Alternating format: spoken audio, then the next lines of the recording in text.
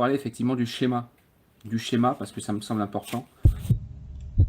Allez, salut les amis, c'est Ami Négociateur, j'espère que vous allez bien. Pour vous expliciter le schéma que j'ai mis en œuvre, j'ai fait l'analyse en fait de ce qui s'est passé avec les Gilets jaunes et de ce qui se passe actuellement avec la réforme des retraites. Et donc je arrive à la conclusion suivante que j'ai imagée dans le schéma que vous voyez à l'écran. Alors, donc, premier élément, bien évidemment, le peuple qui s'insurge et descend dans la rue, donc c'est vers la droite avec la première astérisque, avec raison. Il y a une similitude flagrante entre les manifestations contre la réforme des retraites et le mouvement des Gilets jaunes. Deuxième astérisque, l'opinion publique est d'accord, puisqu'elle a les mêmes sentiments d'injustice, et d'ailleurs les mêmes revendications.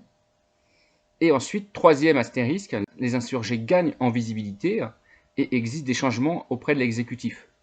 Au niveau du troisième astérisque, qui est doublement entouré, à la fois en jaune mais également à la fois en orange, puisque c'est le moment magique des insurgés, il n'y a aucun intérêt pour les insurgés à casser, puisqu'ils sont déjà en position de force. Quatrième astérisque, bizarrement, des casseurs, soi-disant manifestants, font leur apparition dans les manifestations.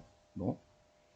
Et s'ensuit relais et exagération par les médias, qui s'ensuit opinion publique qui se retourne contre les insurgés, et qui s'ensuit qu'au final, en cinquième astérisque, l'exécutif n'a plus besoin de faire les réformes ni de faire les changements demandés en troisième astérisque. Je vous laisse réfléchir à ce schéma.